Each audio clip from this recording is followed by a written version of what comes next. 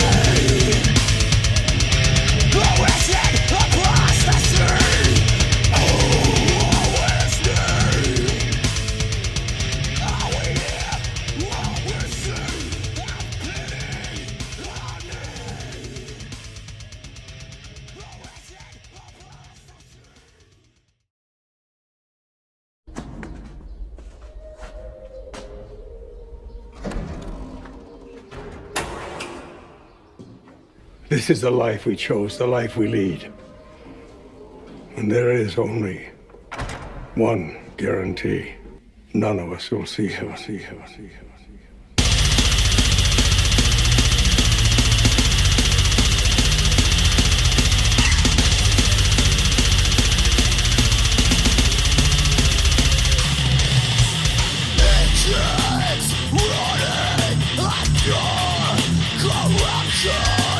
Witness to nothing but self-destruction.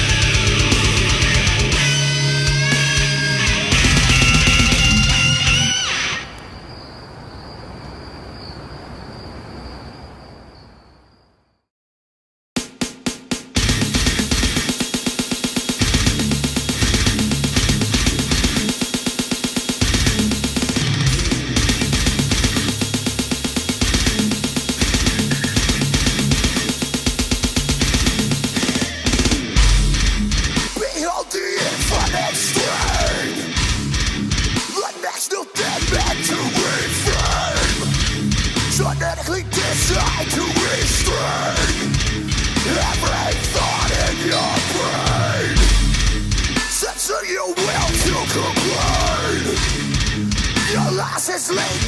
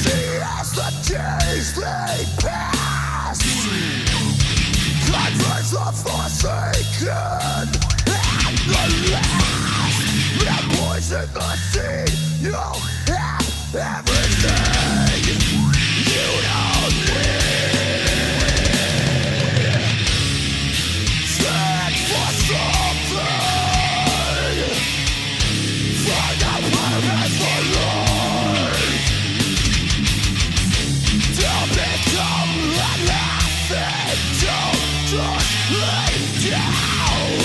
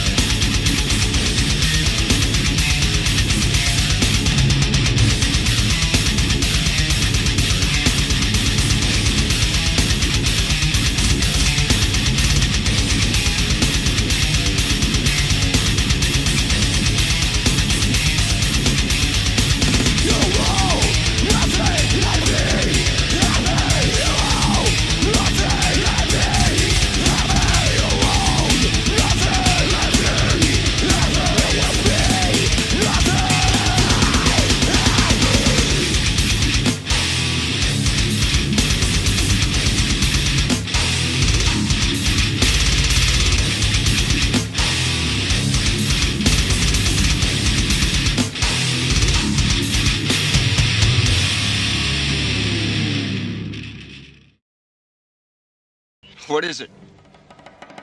I'm scared, Pancho. Bullshit. You ain't afraid of no man. There's something out there waiting for us.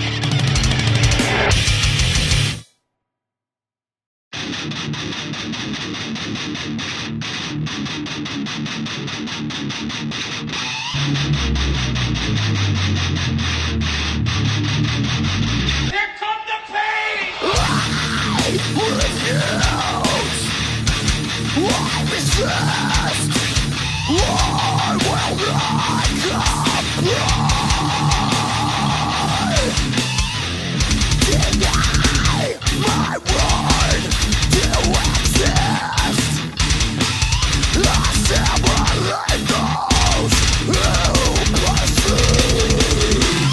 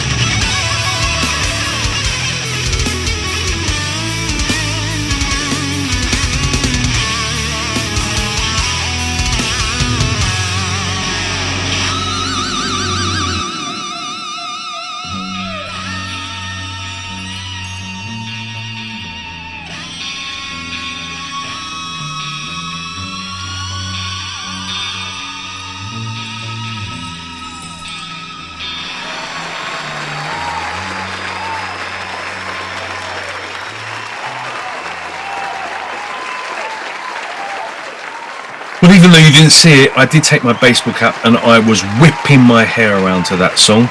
I'm now decided to be more of a host and presenter, put my baseball cap back on, and I'm now going to have to ask you, I'm afraid, to wait for a couple of minutes before we go and meet Mike, because it's time for a Jaden Show commercial break.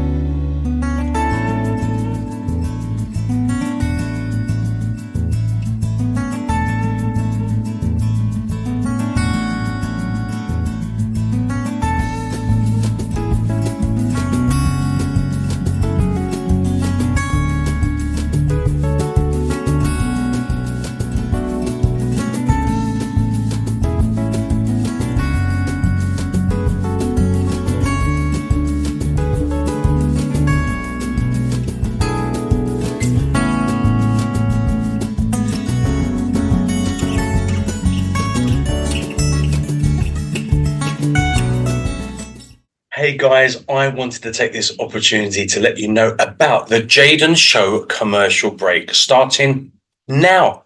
This is amazing news because now every single week you have a couple of minutes to be able to advertise something you want to advertise. So if you have a business, if you have an event coming up, if you have a new album, art gallery, or anything you want to particularly advertise on the show, this is your chance to do it. March and April 2024, the advertisements are free, so please let me know. Get in touch to me on Jaden Cornelious at AOL.com. It will be wonderful to hear from you. If you are a charity or a charitable organization or a non-profit and you are advertising something with regards to that, then always your advertising is free. So let me know. You will need to send me between a 1 and 2 minute video around that time, if possible, something that you want to advertise, and I will fit it into this spot. Get on. I'll see you soon. Take care, bud. Thank you so much for your patience. Are you ready? Because I know I am. It's time to meet this week's incredibly special guest from the rock group S.E.M.I. Side effects may include. Let's go and meet the amazing Mike Corcoran.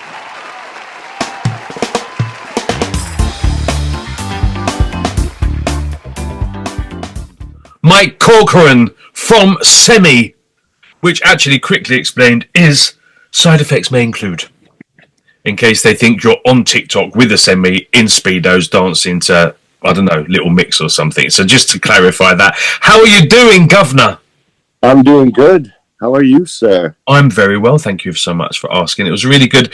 Well, I wish we'd recorded some of the chat we had before the interview because it was really quite interesting about, you know, mothers always kind of like, you know, have their little comment. I've now decided that I'm probably going to do opposite to what my mum says because that seems to work better. It does work sometimes. Sometimes frankly. It breaks their heart, but... So listen, we've just heard the Hivemind, you know, absolutely big ass track, mate. Really, really, really like it. How did it mean? Like, I'm kind of struggling to kind of get my head around Mini Mike at kind of 4 or 5 years old, running round, I don't know, like what was you running around singing in the front room? Because I don't think the vibe of music you're doing now might not have been the vibe of music you were running around the front room to, or was it? Am I wrong? It absolutely was not. Okay. My parents were the typical hippies, you know what I mean? And so I was, at a young age, forced to listen to a lot of music that I probably shouldn't have been listening to at that really? age. Yeah, like Pink Floyd The Wall. I watched that movie when I was 5 years old. It scarred me for life. I knew exactly what I wanted to be when I grew up. Wow. Okay. Yeah, after watching that. And my parents were, all about music. I'd wake up Saturday mornings to the Beatles cranked on the stereo at full volume, The Who, the Rolling Stones, Mike Oldfield. I don't know Wow. if you know Okay. who he is. Tubular Bells. Yeah, he's like one of my biggest influences musically, as far as that goes, as a child goes. Wasn't he Tubular Bells, Mike Oldfield? Yes, he did. He did do Yeah. Tubular Bells. I used to listen to it on repeat I loved all it night long. until I saw Exorcist, and because I'm a little bit of a wuss, now if it is on my playlist in my car, if I'm driving home through the mountains and the woods, I'm like, nah, let's put Celine on. You know what? The Exorcist theme is one thing, but if you can get beyond the Exorcist theme and listen to the rest of that, it's amazing. Yeah. It's some of the most incredible guitar playing from He's a musical god, mate. non-virtuoso. I mean, the guy can play everything. Yeah, musical. I was blown away. My dad told me, "Yeah, this guy's playing everything on this track," and I was like, "Wow, that's amazing." He's playing the spiel, he's playing the guitars, the bass, everything, clarinets, you name it. So how did it start for you? So I mean, obviously you've got such a huge plethora of kind of music going on around you at such an early age. I mean, obviously you couldn't really have escaped being a musician if you wanted to be fair. But how did it kind of get from kind of, running around in diapers, kind of headbanging to, I don't know, Pink Floyd, and then kind of starting, like your own musical journey? Well, besides being a little kid watching my brothers and sisters, they were kind of in charge of us when the parents left the house. So we'd basically break out the pots and pans and start banging away on pots and pans and dishes and making all kinds of air drumming and stuff and air guitar on the table. Wow. Stuff like that. All the stuff the parents wished your kids weren't doing at home, but they were. That's what we were doing. And I ended up seeing a guitar, my first electric guitar in real life when I was 11 and a half. I went over to my brother's friend's house, and he was a lot older than me, about 4 years older. And he had a guitar there, sitting in the corner of his room, a black Squire. And it was a Strat at the time, but I saw it and I was just mesmerized. I was like, that thing work. I want to touch it. I want to try it. And it was all downhill from there. I had an acoustic at home too, a little tiny kid's acoustic. And I was like, well, this is okay, but energy levels of a youth, I needed more. So, and then, mate, I'm sure there are many people on social media that weren't thinking it was downhill from there. They're very grateful for that first guitar obsession, I'm pretty sure, mate. Yeah, I was hooked. It was definitely going to be a problem for the rest of my life, that's for sure. So was you starting to play acoustic at the time? Yeah, I was 11. I had that tiny acoustic, which I just recently found in my parents' attic, which was kind of a shocker that they held on to it and kept it all this time. But hell yeah, bloody hell. It was nice to see. And it's, a short scale guitar, but still it got me headed down the path to mowing lawns to go buy another guitar. Oh, okay. Guitar. So that's pretty much how that whole thing went down. That and being exposed to a lot of different music. Amazing, mate. So when did you go from acoustic to electric, and then kind of what made you? I was 12. I was 12. Oh, so like pretty much a month later kind of thing. I gotta get my fingers on that thing. Oh, you hear songs like Jukebox Hero and things like that, and it just inspires you to, want to do that. Yeah, absolutely. Did you get lessons, or was you kind of just like playing around yourself and feeling it? I actually paid attention in music class at school from a very young age. So luckily, the teacher was nice, and I gravitated towards learning, how to read music. So that was the big start right there, knowing how to read music and then seeing the mountain that I had to climb to achieve guitar greatness was present, and it helped, starting in school. And I stuck with it.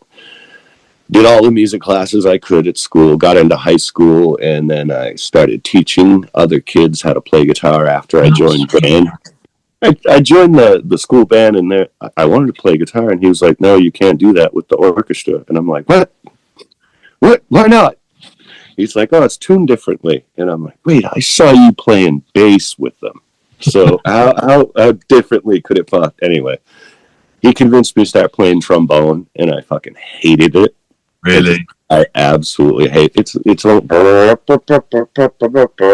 still remember all the I've got to be positions. honest. There's a lot of it here in Mexico, mate, and it kind of in like the mariachi stuff, and it kind of I've got to go and sit down somewhere in a quiet room. To be fair, it kind of You can't get away from the horn sections. I've heard some amazing trombone players actually that really have mastered that instrument like incredibly, but I can imagine school band is probably very similar to mariachi band here in the local town. So I feel even your pain. louder.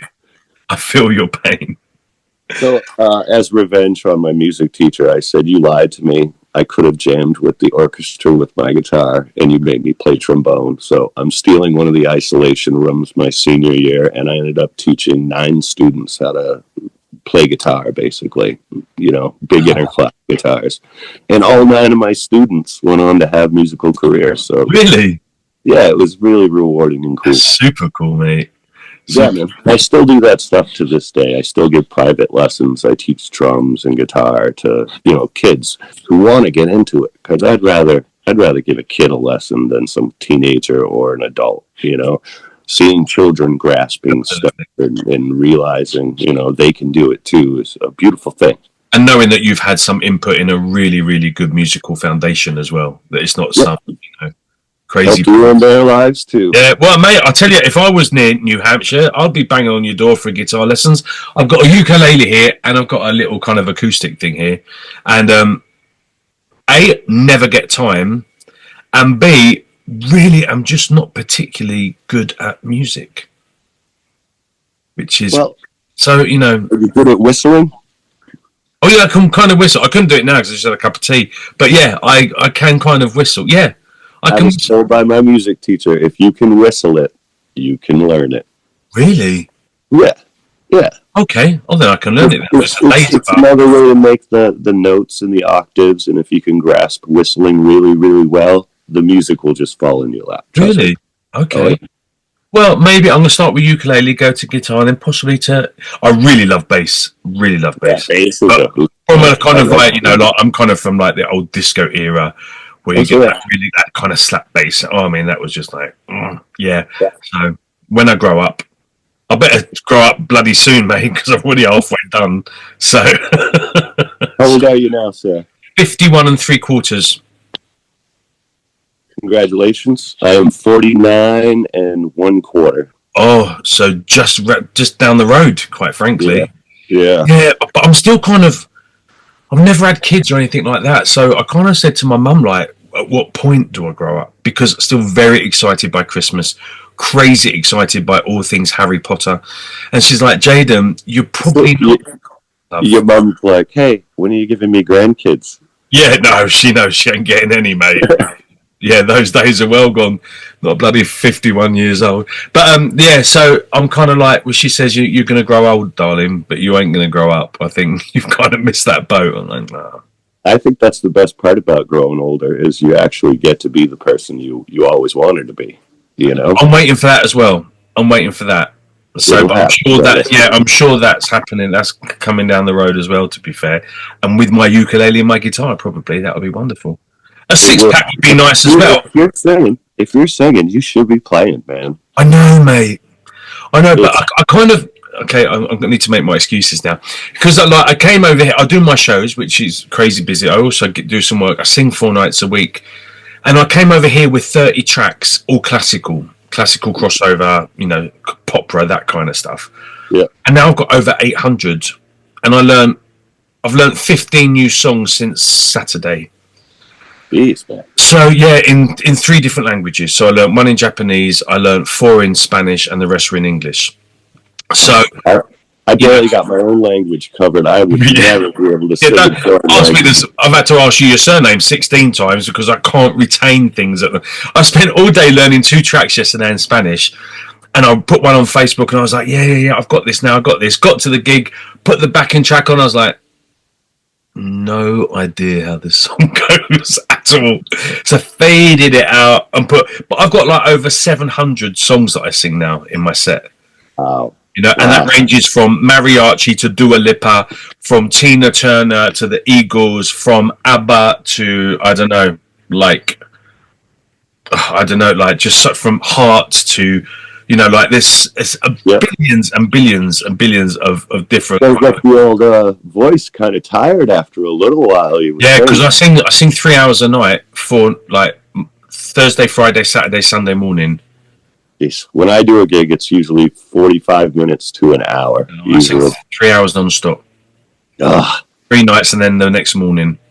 And I love it, really.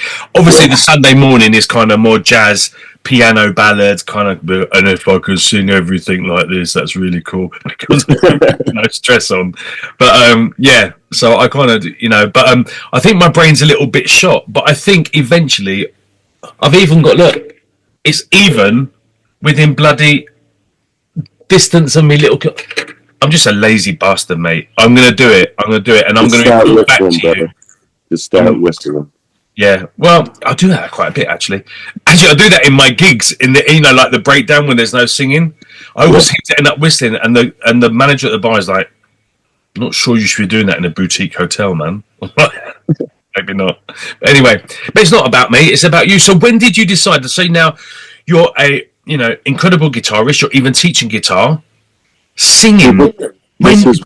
This is where Aaron Letton comes in, and you know who Aaron Letton is. Oh, I know him. He's such a dude, mate.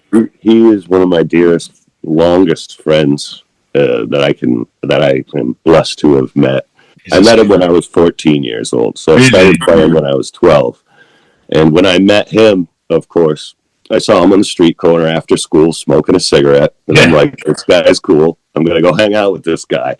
And we ended up chilling. He brought me back to his place. Of course, his mom was at work, and he showed me his room full of guitars and amps and music and all this, you know, black light posters and, you know, smoke-filled room. And we hung out for hours, smoked some coffee. Next thing you know, we're in bands together and writing songs. And we had a hell of a good run we did in our youth. And he ended up... getting married, moving away, you know, things happen. People move away. And the adult thing. Yeah, that whole thing. And, we've always stayed in contact. We've even gotten back together and done other projects together, did other songs, got together with some other musicians that we knew from our youth and did stuff as well. But, yeah, Aaron, a lot of my problem is Aaron's fault. It's his fault. It's his fault. Okay, we'll get him back on the show. Dude, can I try your 12-string guitar? That looks awesome. He's like, "No, but you can go buy your own." Okay. That's not a real friend, man. Huh? That's not a real friend. I mean, caring is sharing at the end of the day, isn't it? No. What he did was kicked me in my ass, made me go out and get my own guitar. You know, but put the greasy fingers all over his. Yeah. So when you two were in groups together, was it him singing, you singing? How was that rolling? How did singing get introduced? He was the lead singer of our band at the time. It was called Fatal Shore, and it was I think the year was 1990, 89, 90 to 91, and it was just a bunch of friends, you know, playing, you know, edgy, what we thought was edgy music at the time. Yeah, you know. Talking about all kinds of stuff like burning grandmas and things like that. Okay, sweet. Yeah, just trying to, you know, that's kid stuff. Yeah, kid stuff. Anyway, we eventually moved on. Aaron was he's very, very good at writing and performing and singing and playing, and he's like the whole 9 yards. And I was like, wow, I wish I could do that. But in our band, I only did like backing vocals and things like that, so I wasn't like in the front singing, you know, be sitting back just playing my guitar and stuff. But eventually what led me to start singing for my own band was the fact that I was kind of tired of, you know, dealing with other musicians. You know what I mean? I even at a point I said, I'm not doing this anymore. I don't need to be in a band anymore. I'm just going to grab my acoustic guitar and I'm going to go down to the bar and play my acoustic and sing songs by myself. That's how disenfranchised I was by other musicians, you know, after plugging away, putting all the time and effort in, only to have somebody quit and the whole thing fall apart and everybody hates each other. It's like, it's a rough thing to get through. Yeah. But what doesn't kill us makes us stronger. So I basically wanted to just play my acoustic and sing. I was like, this is going to be the extent of it. And, the music started getting heavier and heavier and heavier. I was introduced to bands like Devin Townsend. Do you know who Devin Townsend is? Strapping young lad. This man's amazing. He actually worked with Steve Vai for a very short time in 1993. And the stuff they did was just mind-blowing. And the stuff he does by himself was just off the charts. Wow. And so I was inspired to, dive back into heavy metal and give it, a good, honest to goodness college effort and try to make my mark, and New England's not exactly known for heavy metal, it's known for bands like Aerosmith, Boston, The Cars, stuff like that. So I was like, wow, I think it would probably be easy to be a famous metal band from New England, so the competition was less, right? Goal. That's been my goal lately.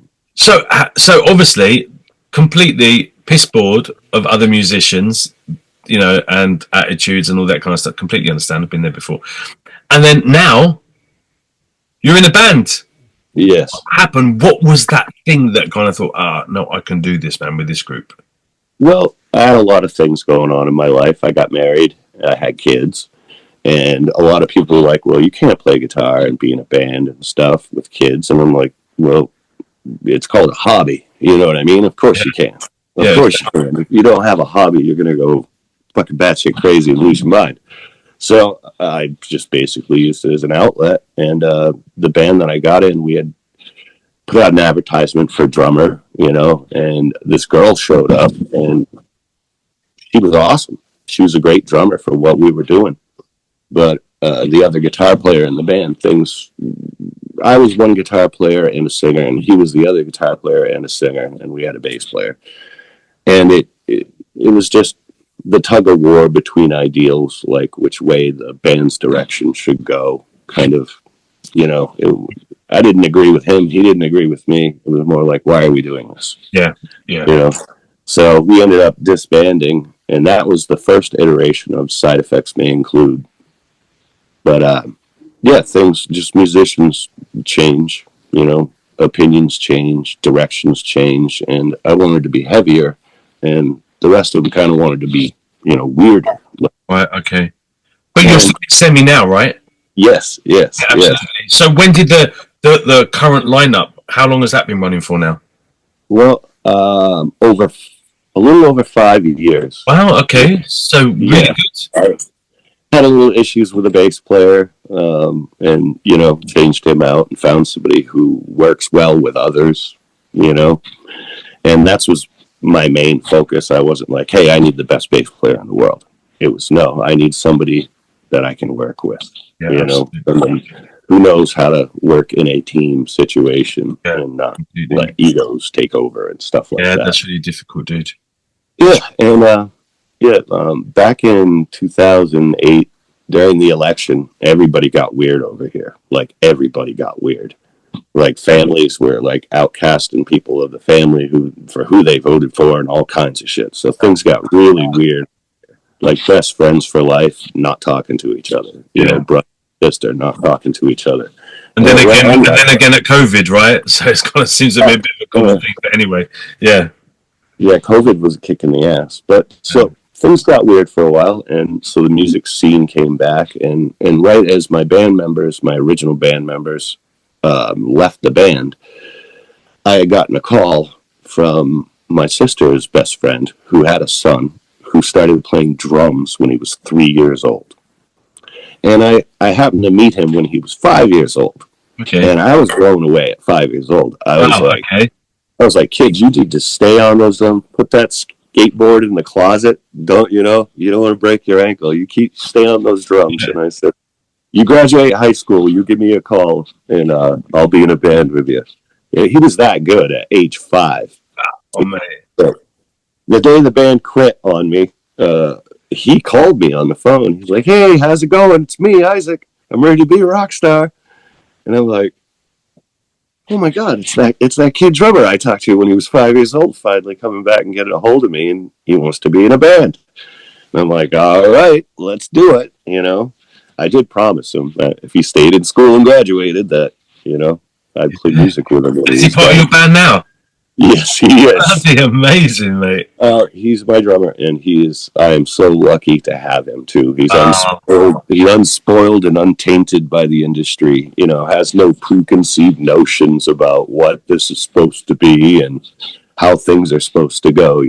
So he's being his authentic self and doing it because he loves it. Yes, and he's a lot younger than me too, generations wise. Like he's at least a generation and a half away from me. Okay. Yeah, he's 27 now.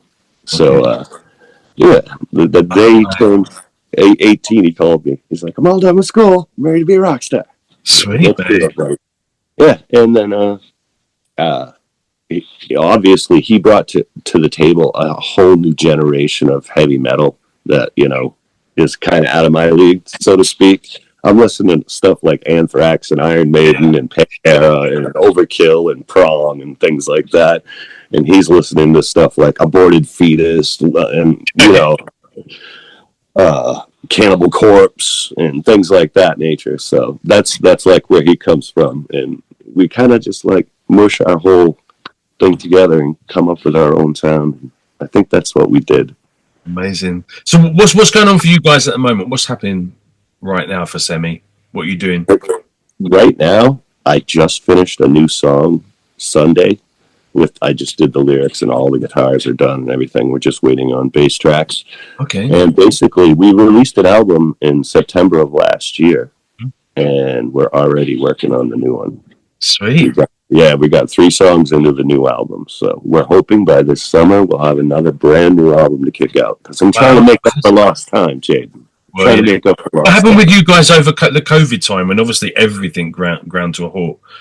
Well, it was tough getting back into jamming. Like everybody was terrified, of course, but not me, of course, because I don't know. The side effects may include. That band doesn't sound like they're scared of much. What I mean? Yeah, exactly. It's catching a cold or getting sick or stuff. Yeah. But, like I said, my parents were hippies, so I'm pretty much a nature boy. Yeah, me too. I had a garden. I drank well water my whole life. I live in a small town my whole life. No cities for me.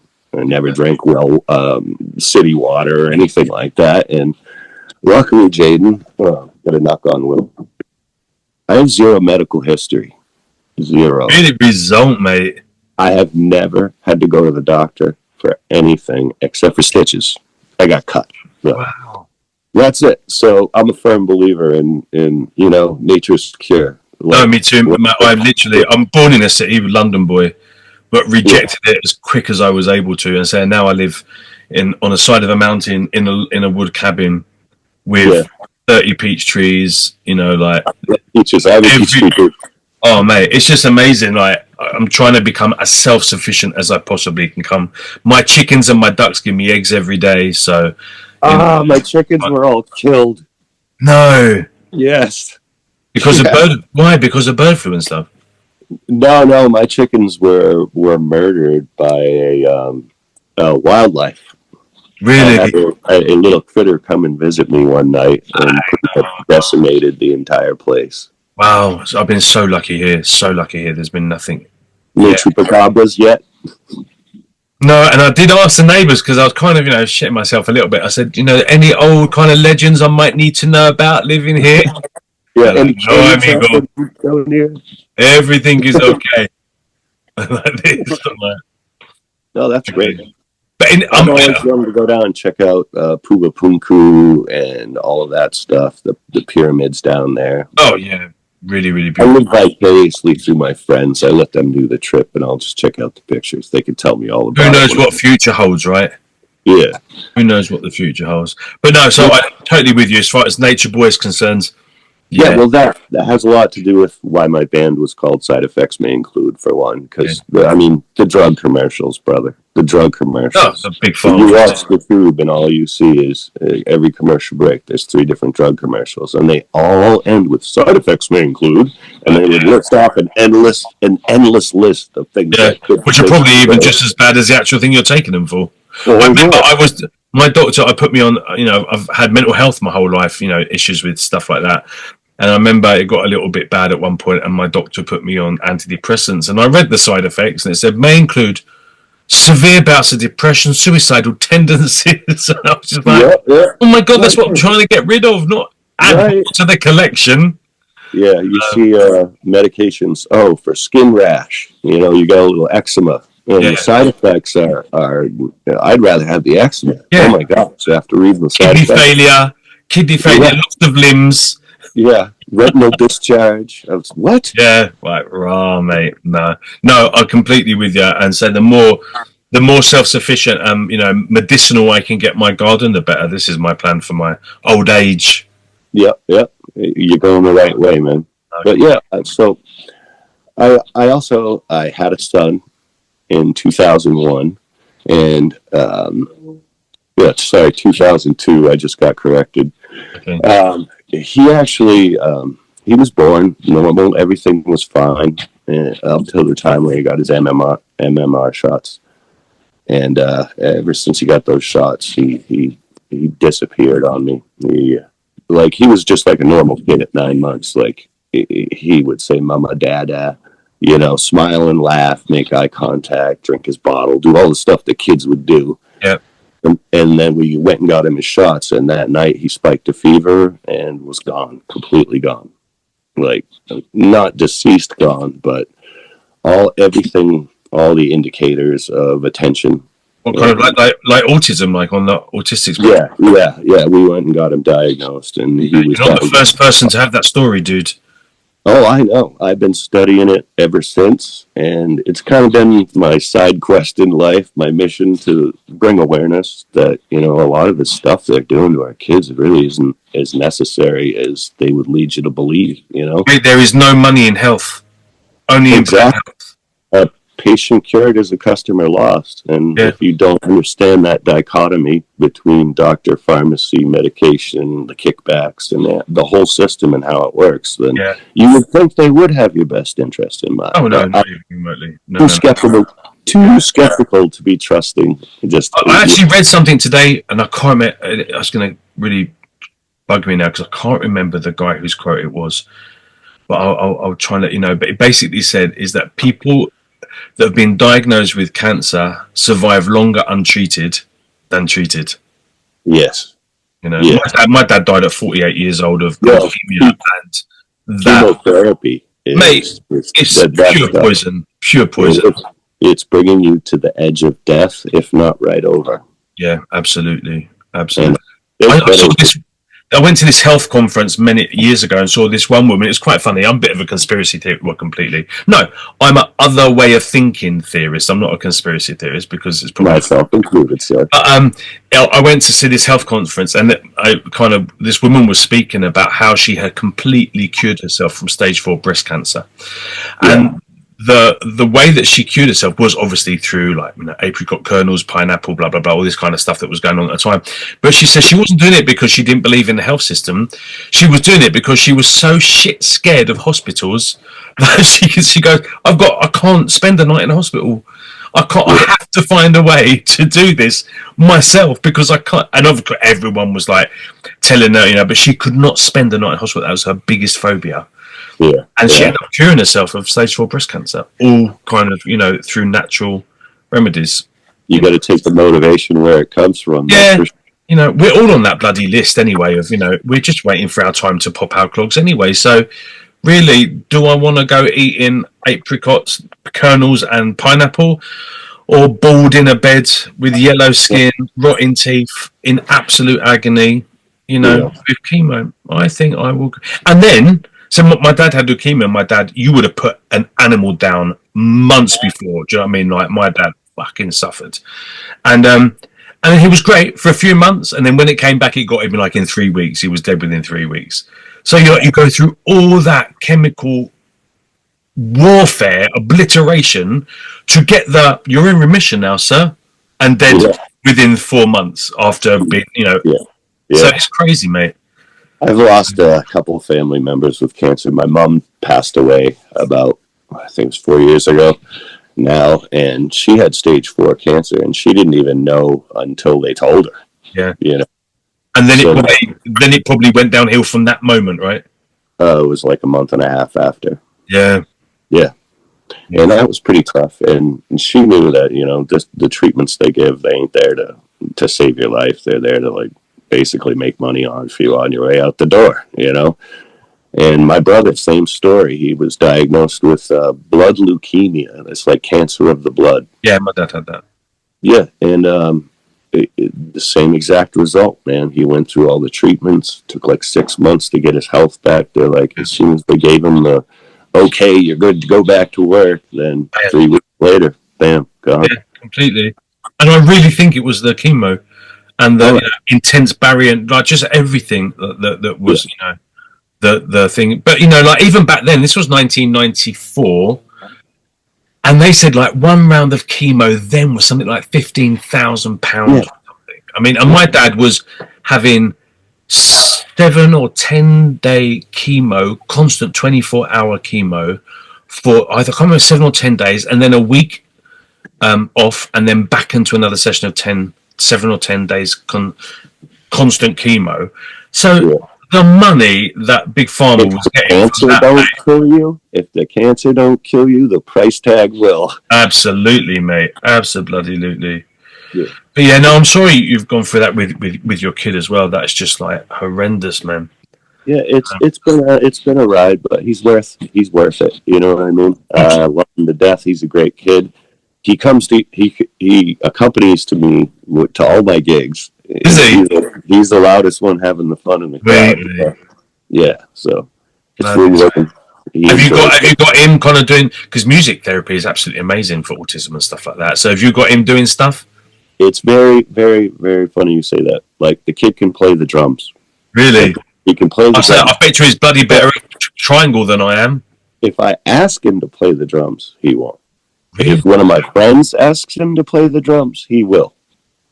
It's one of those things, you know what I mean? Like, even with swimming, I was trying to teach him how to learn how to swim so he could tread water in case he fell in. Dad couldn't teach him how to swim. It took one of his aunts to teach him. Really? You know? It's like, I don't know why he won't just take my word for it. And let normal kid as well, mate. There's a bit of that normality there as well, man, I tell you. Yeah. If mum and dad say so, I ain't doing it. Yeah, why did I listen to my dad? Oh, yeah. Yeah, and funny, that's what we were talking about before the show. Like, Yeah. don't see. So yeah, I'm gonna do opposite now. That's it. So, what are the plans? I mean, like, obviously you're working on a new album. Yep. Incredible. What are the? I mean, are you doing many live shows? And what are your plans for the future? How is this progressing for you now? We try to book at least 1 to 2 shows a month when we're not hunkered down in the cold. You know what I mean? Or in the studio doing your shit. Winter shows in New England are the worst. I don't Really? It's cold. It's nasty. You get home at 2 a.m. It's fucking 30 degrees below zero. Oh all my you God, do is mate, frozen. You know what I mean?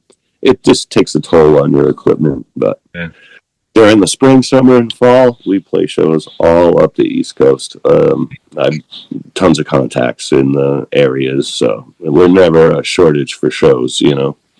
Amazing, mate.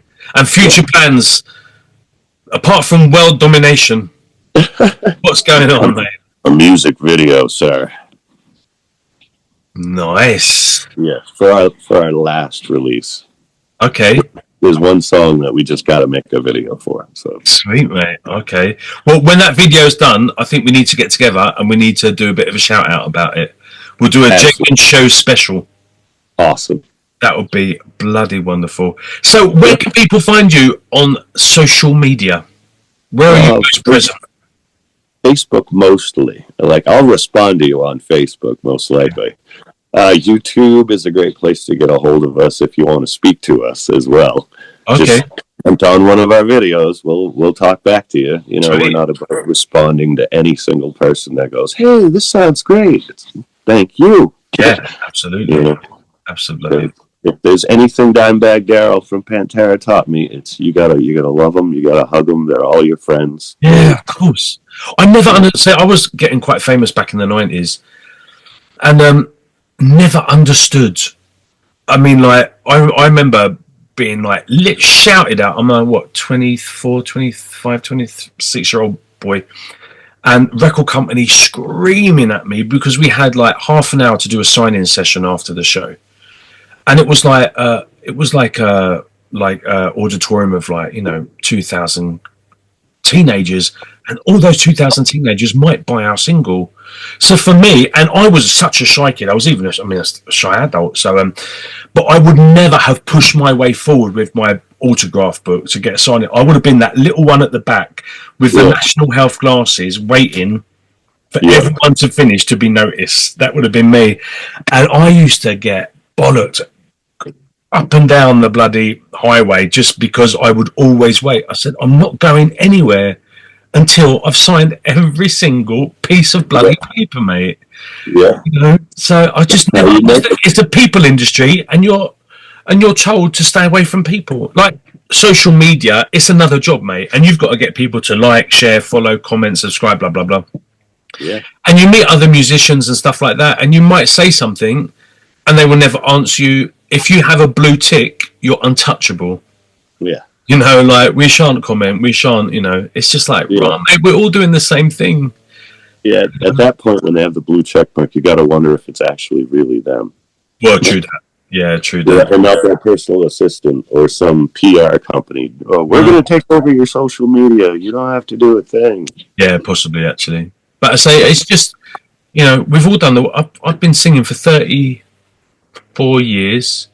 I've played to over 300 million people worldwide. I've done over 6,000 shows, but I'm still not good enough for a response from someone who was famous for 3 minutes in the 80s. Yeah. That is how that works. Welcome to the industry, absolutely. Yes. Well, mate, I wish you and your crew the best success. I'm very excited about the new album. Cannot wait to chat with you again about the new video. Really, really want to see that. It will be super lovely. So you do need to stay in touch. Yes, we will. And we will catch up about that. Mike. In the circles. Yes, absolutely. Absolutely. Yeah. Awesome. Absolutely. Mate, you take care. Thank you so much for your time. I really appreciate it. It was my pleasure, sir. Thank you for talking. See you later, bud. Bye-bye. Peace, brother. What an amazing bloke. I really do hope that you go and follow him and the group S.E.M.I on their social media platforms as well. Instagram, Facebook, YouTube. Go and check out their music. Go and show the brothers some love and some support. Thank you so much. Make sure you've done that before you go to bed tonight. Okay, this is your homework for Sunday evening. I have enjoyed immensely spending time with you today. Mike, thank you so much for being on my show. Kids at home, thank you so much for tuning in, and thank you so much for joining me on a Sunday and allowing me into your living room. I really hope that you will comment after this show, that you will like, that you will subscribe if you haven't already, and you will pass this show along to your friends. Any heavy rock dudes, please send them this show. They will love it. Absolutely love it. I hope that you come and join me again next Sunday for another wonderful guest. I'm already excited to be seeing you again next Sunday. I'm going to leave you with another track from S.E.M.I. It's called The Hidden Hand. Enjoy. Stay beautiful. Check me out on social media if you get bored. And I will see you next Sunday on The Jaden Show. Take care. Goodbye.